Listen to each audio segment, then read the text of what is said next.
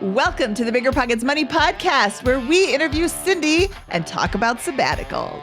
And yes, it will take spending more money on these experiences, whether it's travel or deep sea fishing or whatnot. But I had never been so happy in life. Having these experiences actually is almost like investing in yourself and pays way more dividends than if you had just saved that money and didn't go out and take that travel or explore that interest.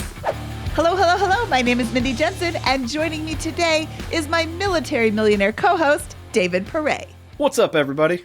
David and I are here to make financial independence less scary, less just for somebody else, to introduce you to every money story because we truly believe financial freedom is attainable for everyone, no matter when or where you're starting. Whether you want to retire early and travel the world, go on to make big-time investments in assets like real estate, or start your own business, we'll help you reach your financial goals, get money out of the way, so that you can launch yourself towards your dreams. David, I am super excited to bring in Cindy today. She and I met at Camp Mustache earlier this year, and she had a really interesting presentation about sabbaticals. And I thought, you know what? I need to introduce her to my listeners, and I need to share with them her story about taking a sabbatical because it changed her life.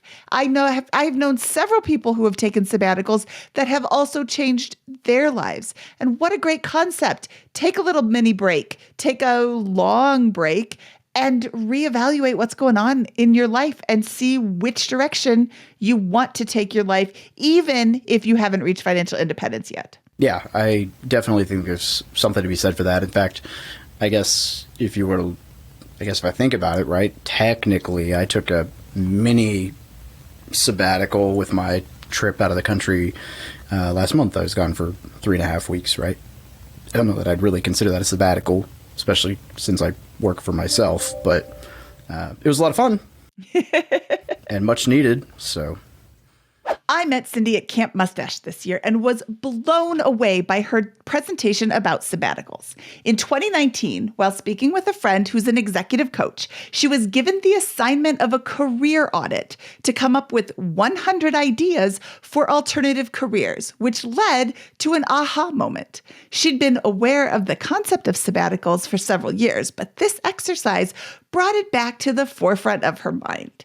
Cindy, welcome to the BiggerPockets Money Podcast. I'm so excited to talk to you today. Thanks so much, Mindy. I'm excited to be here. Let's talk about this aha moment. What led you to even start talking to your friend about alternative careers? Well, I had been on the corporate rat race for a while since graduating from business school and just working my way up, working from company to company, moving around the country for these jobs. And after, I guess, about 8-9 years, 10 years, I just was super kind of burnt out and just ready for a break. And, things been going on at work where I was just burnt out. And when I was talking with my friend who'd been a colleague at a prior company, she suggested that we do a bunch of career coaching exercises. She'd been a friend who decided to be an executive coach. So she insisted on leading me through these exercises. And one of them was the career audit, which turned out to be more of a career life audit, in which I did come up with 100 different ideas for alternative careers. And they definitely span the gamut from more of the traditional marketing path what I've been on, being a chief marketing officer, to opening an Airbnb as an eco resort, to working with dogs and conservation efforts. So really, the first 20 or so was super easy to come up with. And then as we got through more and more of the ideas, it was really hard to get to 70 to 100. But the concept of this exercise is like design thinking. You come up with 100 ideas on Post-its, then you organize them into different themes, and then you start formulating a plan as to how to explore these ideas. So what really showed me was that I'm much more than just my traditional career as a marketer. I have all these different ideas and interests and hobbies, and why not try to explore some of those ideas? And like you said, Mindy, I did have the concept of sabbaticals for many, many years, just never had the courage to really execute on them. Like I had even written a plan in 2018. This is the day I'm going to hit. This is when I take the sabbatical. And then, it's so hard to get over the inertia and the fear. And with this exercise, it made me realize, yes, I have a lot I could do on a sabbatical. And really, I should start thinking more seriously about it. And maybe even like publicly committing to this idea of a sabbatical so that I'd actually carry it through. I think that's the power of the like coming up with 100, right? So I've had executive coach kind of walk through that before, and really with any list, right? It's very easy to say like, let me come up with 10 ideas for, ways to generate revenue in my business, or 10 reasons I love my spouse, or 10 reasons I want to lose weight, or 10 reasons like surface. Those are all super surface level.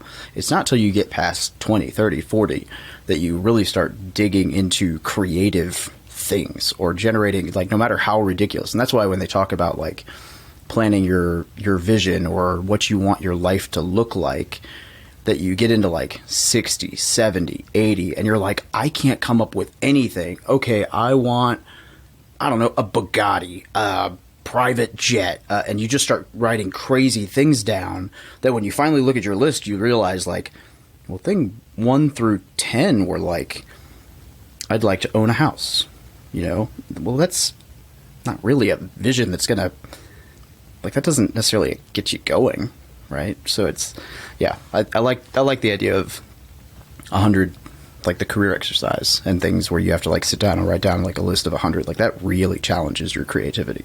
Yeah, I think at the beginning, it's you kind of just throw out ideas that are what society expects of you or what has been the traditional path. So you have to get really creative to really think about what you truly care about. That's not more evident. I simultaneously love and hate the 100 list because, yeah, it's super easy for like 17. And then 97, you're like, oh, what is another thing that I could do? What is another thing that I could do? And you come up with that and you're like, oh, I already did that for number 35. Or, it gets really, really hard. Did you get all the way to 100? I did. I was definitely struggling towards the end, but you know what? I don't like to give up. And so I'm going to keep going until I get there. Yeah, definitely some of them like, oh, that's a little stretch when I look at it now. But, I think it's the exercise of getting to those themes that becomes really powerful. So at Camp Mustache, somebody came up to me a little bit later, like right after your presentation, and asked me about what I do and, how could they do this too? And I'm like, well, how would you do it? Write down 100 ideas that you have. I took it and I threw it right back at him right away. I love this idea so much. I said just a moment ago that I love it and hate it. I really love it. But it is really, really hard. How long did it take you to come up with this 100 list? I think technically the exercise is supposed to take like an hour or two. It probably did take me a little bit longer. An hour? Oh Yeah. my goodness. I would think like a week or a month. I can't think of like 10 right now. Yeah, maybe it's like one of those things where you're like, if you overthink it, then you're just like manufacturing answers that aren't really reflective of who you are. Oh, that's a good point. The last time I had one of those lists, it was like 3 or 4 days, and I don't think I got to 100. I think the concept is good. If you don't get to 100, if you get to 87 or 42, you're still thinking past the initial, 5 easy ones. So what was your financial position in 2019 when you were speaking to your friend who said, give me 100 ideas for careers? Yeah, so at that point, I graduated from business school with MBA, which, as you know, probably MBAs are pretty expensive, especially at these type of schools. And luckily for me, when I wasn't even introduced to the concept of the FIRE community, I was already practicing a lot of those things in which I had always lived like a more frugal life, I guess. And I didn't even know I was doing this, but I kind of geo-arbitraged by taking a role in Northwest Arkansas where cost of living was quite low, and they still paid pretty well. So I was able to pay back my loans pretty quickly by 2013. I graduated in 2011. So I had like, I guess, 5-6 years of building up savings, which is when 2018 was when I started that first written down plan of a sabbatical. At that point, I had a 70% savings rate. And by 2019, I don't know like exactly how much I had, but I was definitely in a point where I felt financially comfortable. And 2018 was when I first learned about FIRE, and that helped accelerate kind of my investing in index funds, which was a good time to do that. So I think for me, taking a sabbatical wasn't so much about like, do I have money to like take this break? It was more the fears of like, what's going to happen afterwards? Will I ever find another job that I really like? You know,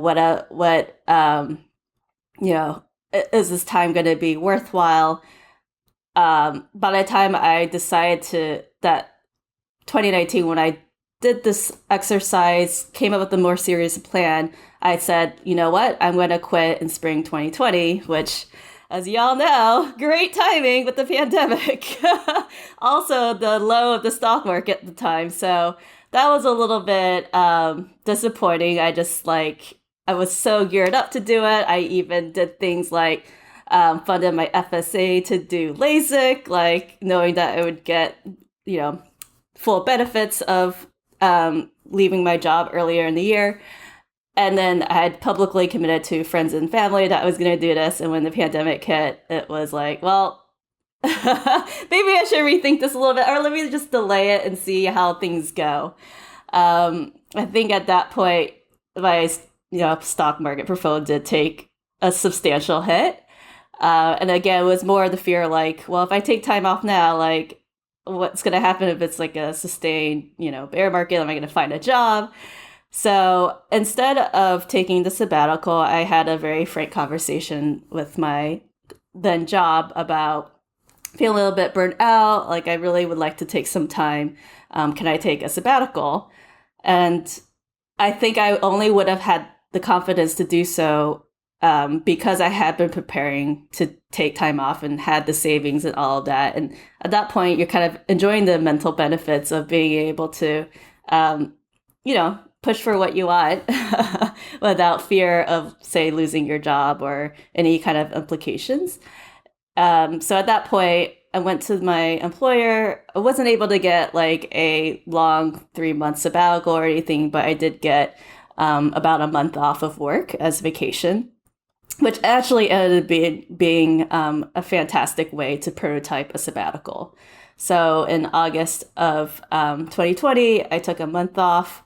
And let me tell you, like, that month off was like, I've never felt so alive, like in that 1 month and all the prior years of working, just long hours, working at various jobs.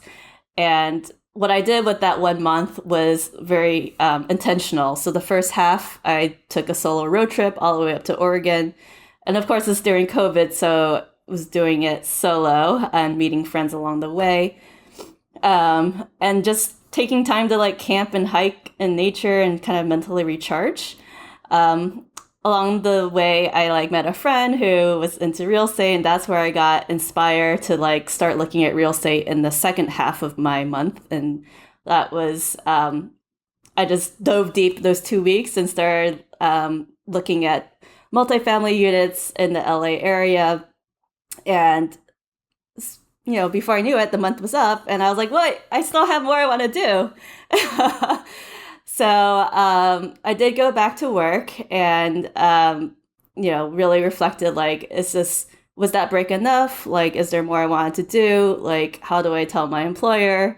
When do I do it? And I really wanted to make sure that I left my company in a good spot. So I waited until my product launches had gone through, and eventually did leave in fall 2020, October.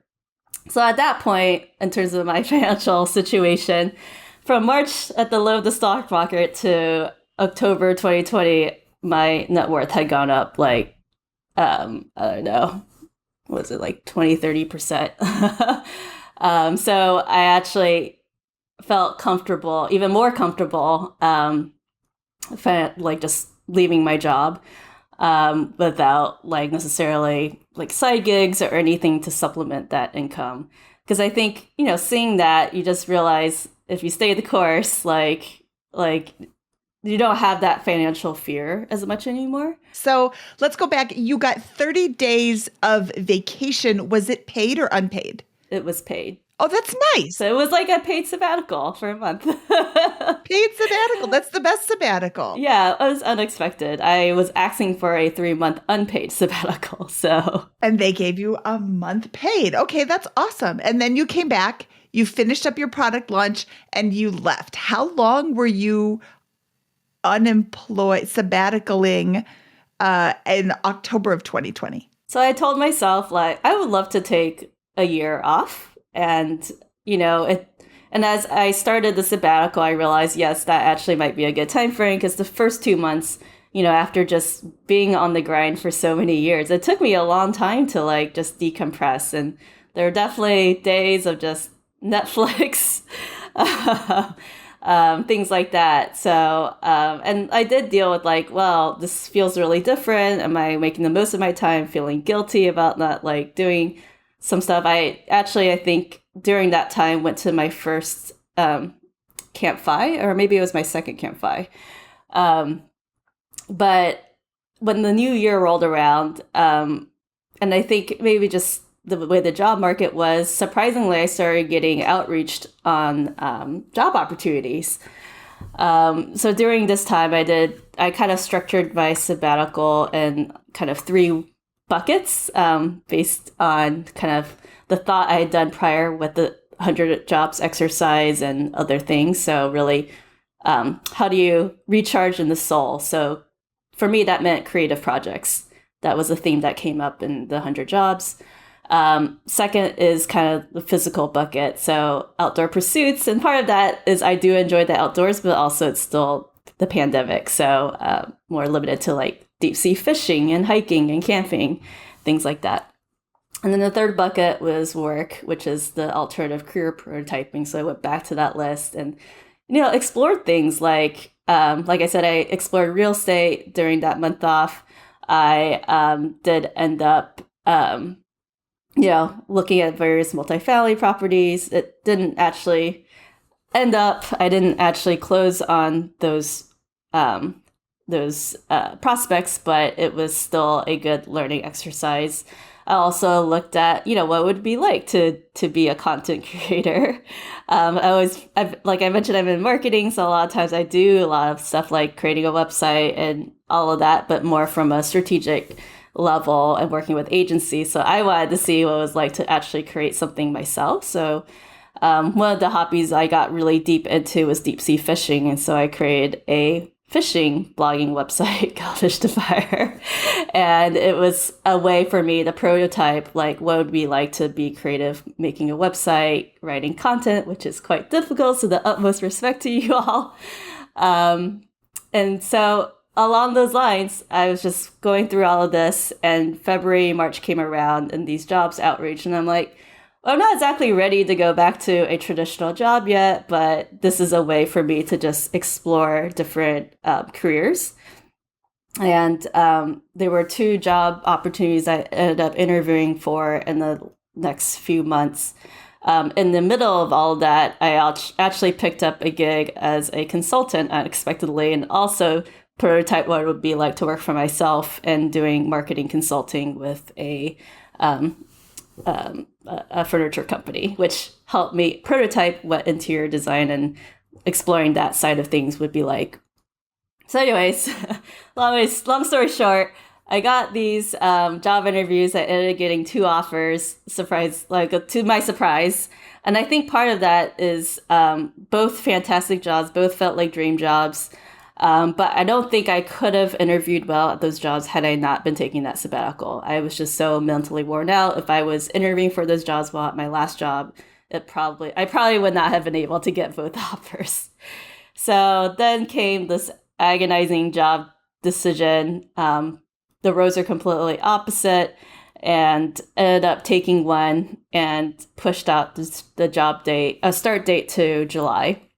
And so all in all, my sabbatical lasted 9 months, although I felt like it was shorter because these interviews included interview projects and I was also doing consulting. So I could not have anticipated or predicted the way the sabbatical went, but I think it was like the best possible sabbatical I could have ever hoped for. Well, I think that's interesting. You can't predict the way that the sabbatical is going to go. You can only roll with the punches that get thrown your way. But you said both of these felt like dream jobs. That's awesome. Oh, now I have this giant task of choosing this dream job or this dream job. Which one do I want? Like, it's not, you've set up your life in such a way that now you get to choose which amazing job you want instead of being stuck at this horrible job you hate, but you have to continue doing it because you have to put food on the table, because otherwise, how are you going to eat?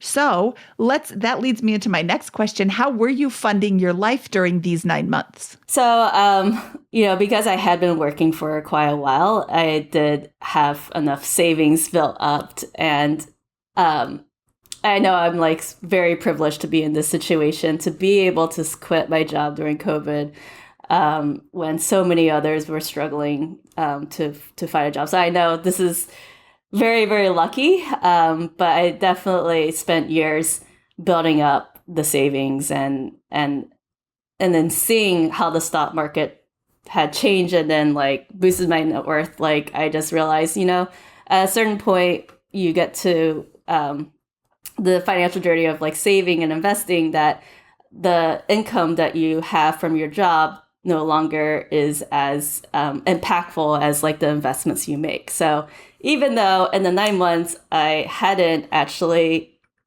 made much income, save like the little bit I made from the consulting gig, my net worth went up like a tremendous amount, maybe another 20-30%. I don't recall the exact numbers, but so I think it really changed my mindset in terms of like, do I be like very frugal? Like I no longer do the 70% savings rate. I now like more like, I don't know, ranges 30 to 50 or something. And I started realizing I want to invest in these experiences. Like the sabbatical was also a great way to prototype what early retirement could feel like. And I realized there's just so much like that I want to explore.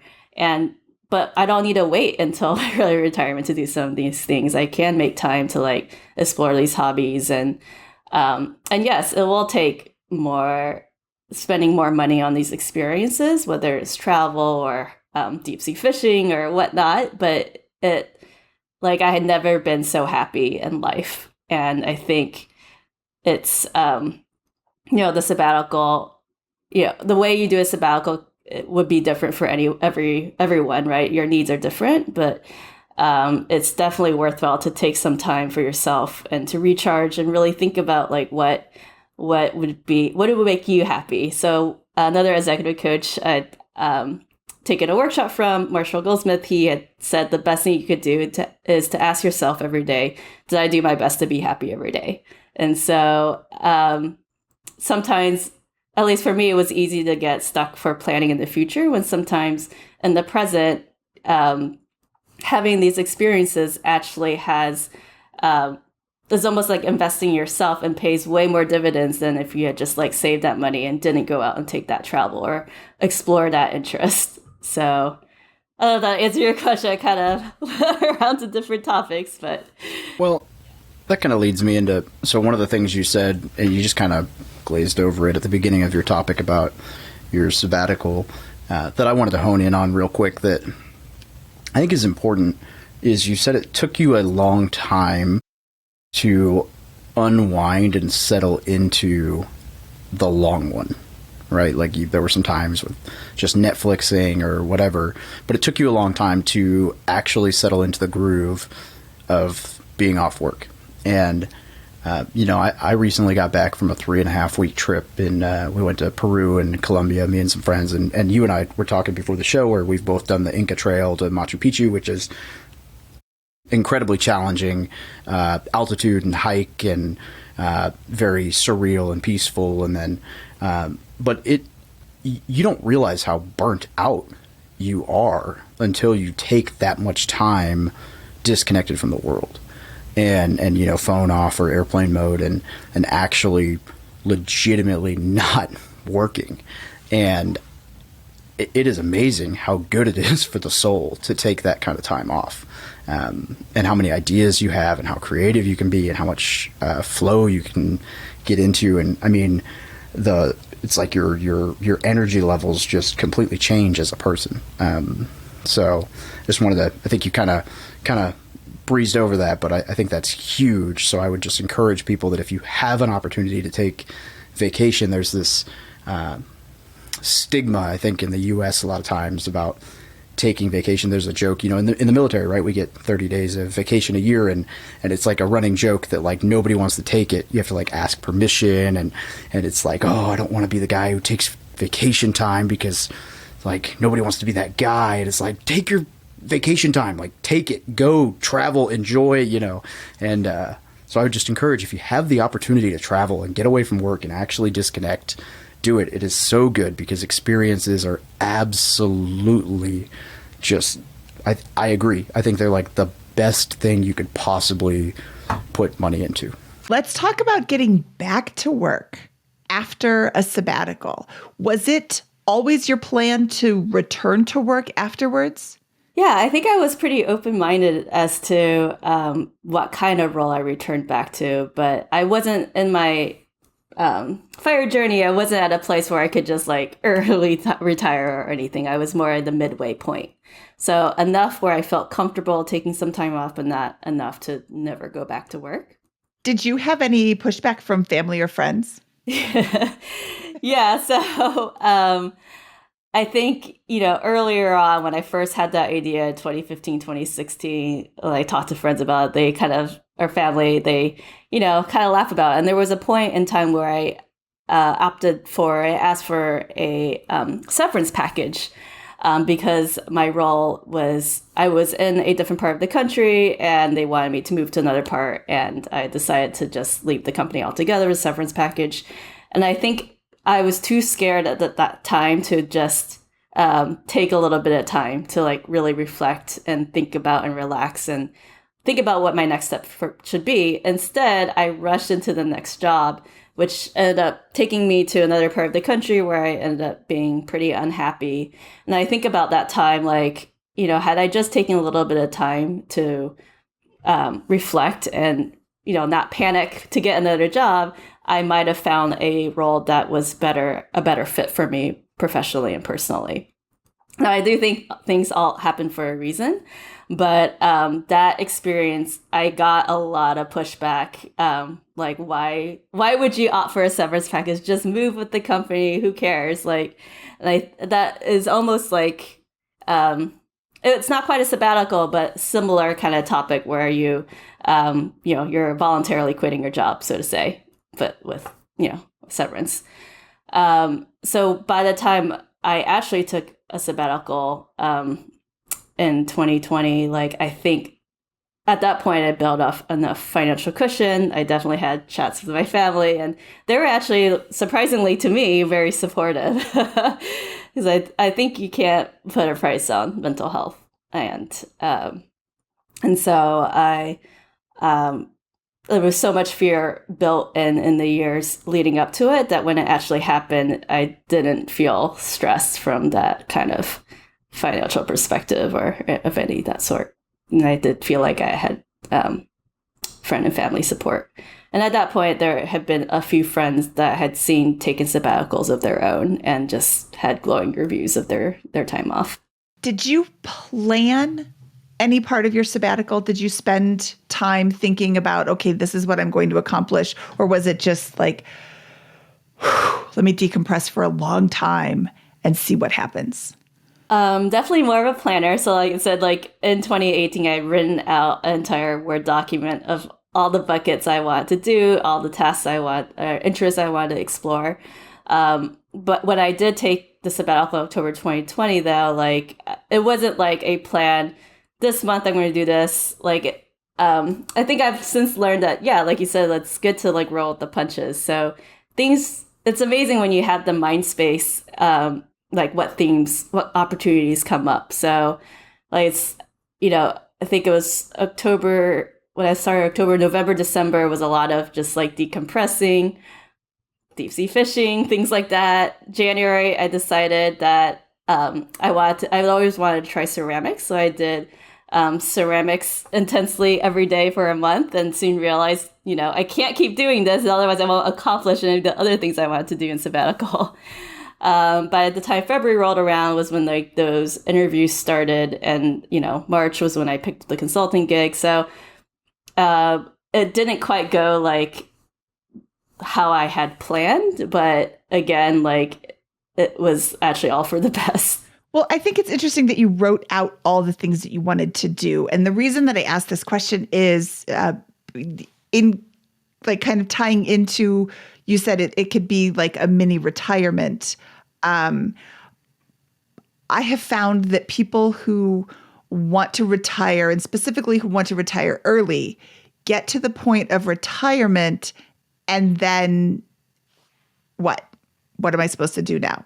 They don't plan for what to do afterwards. They make all these plans to get to retirement, but then retirement comes and they're like, oh, well, now what? And I think you know what? I shouldn't say specifically early retirees. I should say all retirees. There's, what is it? Death by retirement, where, you retire and then you're dead 6 months later because you have nothing to do and like work was your purpose. And I think with this, like not with the sabbatical, you're not going to die in 6 months, but like with the sabbatical, if you're not going to get as much out of it if you don't plan loosely, at least, what you're going to do or how you're going to take advantage of this time off. Even if your plan is just, I'm going to take my kid to the park every single day, or I'm going to go to the gym every single day. I'm going to do something 6 days a week, or I'm going to go to take a new class. I mean, ceramics every day for a month sounds kind of fun, actually.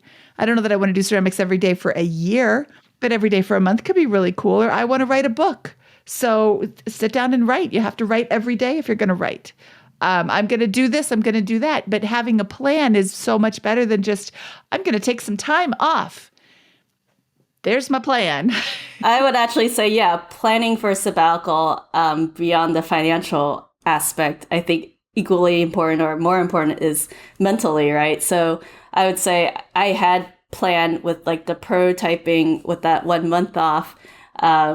And it's all about like living a more rich life, right? So you can start exploring some of those interests while working. What a sabbatical gives you is like you no longer have to be at a certain place in time, like 9 hours or more for a lot of corporate workers, working at a job that doesn't fulfill some of those interests and hobbies and all of that you have. So you're getting more of that time to do more of having that rich life for yourself.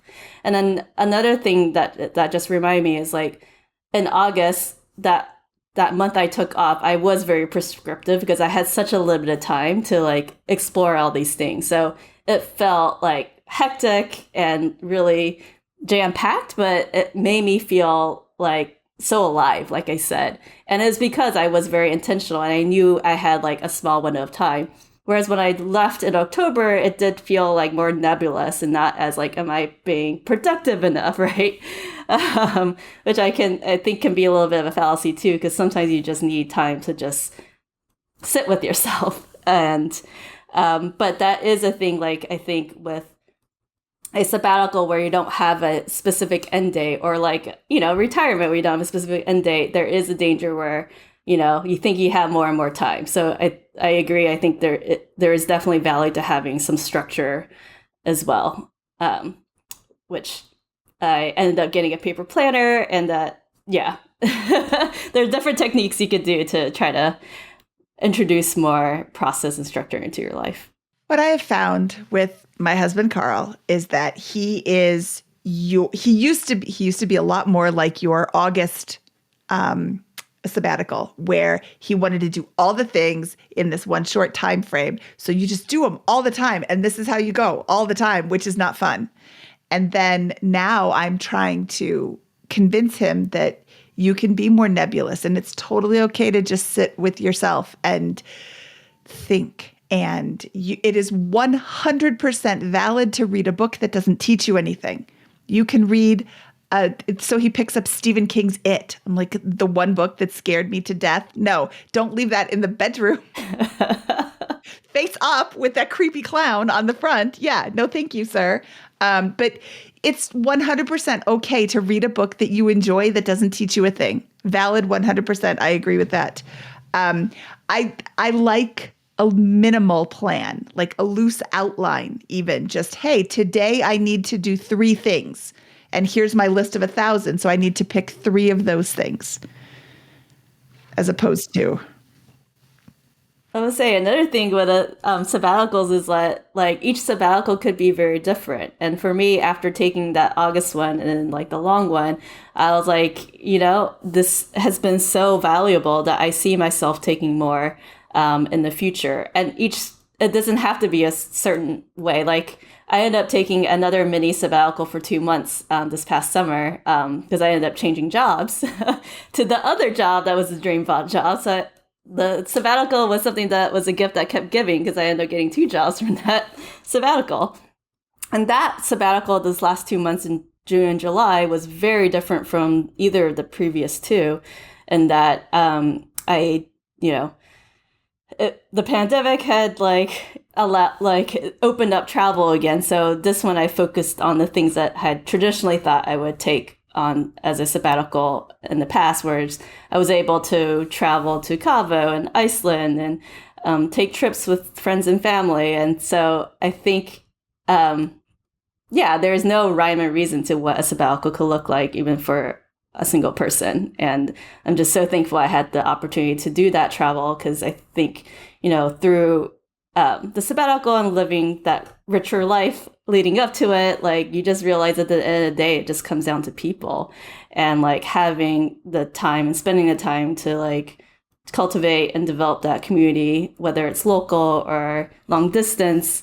Like it just was so refreshing. And so when I did come to this new job, I just felt ready to tackle it. And it's been a great experience so far. That's awesome. Did you have to explain your sabbatical to your employers or did they kind of get the concept? Yeah, that's a good question because I think one of the fears is like, how are you going to explain the gap on your resume? And what I found was there was no questioning of it. In fact, if you did bring up sabbatical in the interviews, it was like a plus.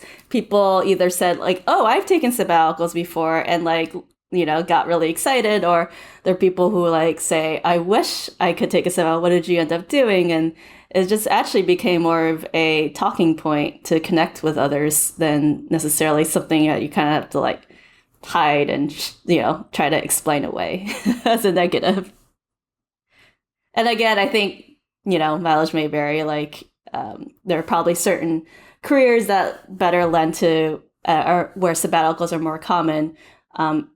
I wasn't a computer engineer or anything, so I did have that fear as a marketer that it's not as common, that I wouldn't be able to explain. But turned out I was, was able to became more of a positive than a negative. So what's next? Do you have a plan in place to be able to try to take some more sabbaticals, or are you at a point, do you think, financially where you're going to be able to just walk away soon? So I'm in a place where I've been in a year-long escrow process on a new construction home in LA, which hopefully will close in the next 2 months. But that will definitely slow down my fire journey, but that's intentional. I realized I wanted to set down roots and, I love LA and it's a great fit for the kind of life I want to lead and the community I have here. So, but I still think I have always, this is an arbitrary number, I always had wanted to retire at 45 and crunching the numbers, I feel like it could still get there.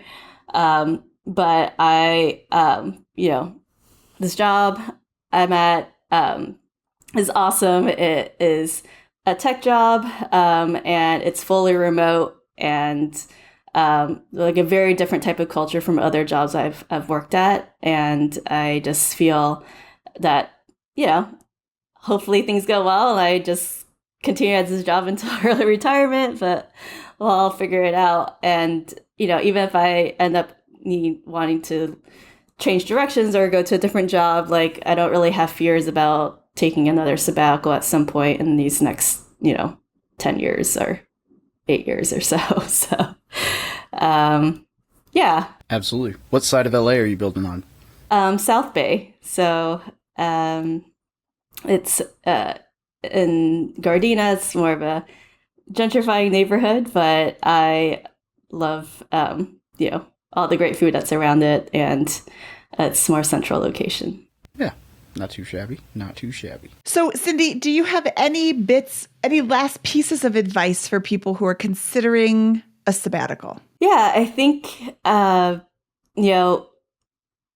sabbatical can be whatever you make out of it, and what you don't know until you jump, I guess, and to have faith that things happen for a reason. And, you can only, I think a really great step is to be able to talk to different people who have had done sabbaticals to get a sense of what their experiences are like. And each sabbatical can be so different. So again, there's no one way to do things.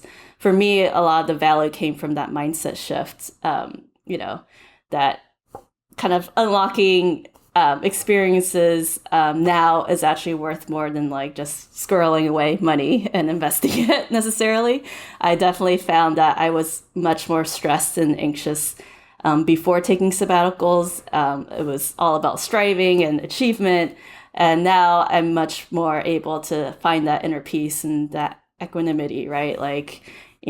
Sometimes it's worth it to go slow to go fast. So, and the funny thing with anything in life, right, is once you do it once, it becomes much easier to do it again. So strengthening that muscle of resilience and being resourceful and being just open-minded to new experiences. And I think being new experiences like sabbatical can just pay so many more dividends and that you wouldn't even expect. So I would definitely suggest everyone to explore the concept of a sabbatical, and it could be 1 month, like my first one, or 9 months, or even 2 months. It really, can be any size and any kind of experience.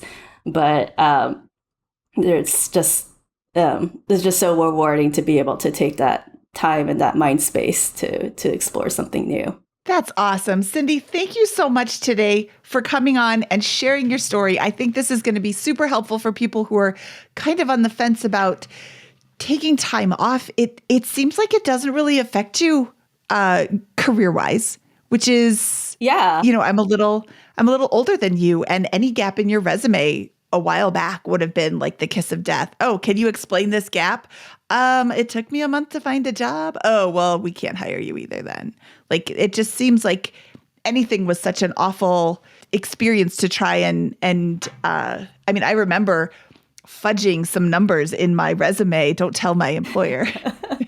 In past, I would fudge my numbers because you don't want to say that you had a month off. So you'd be like, oh, from 9 of 2020 to 9 of 2021 is when I worked here, even though it was really August and you didn't get a new job till October. So it looks like there's no overlap, but maybe there was a month.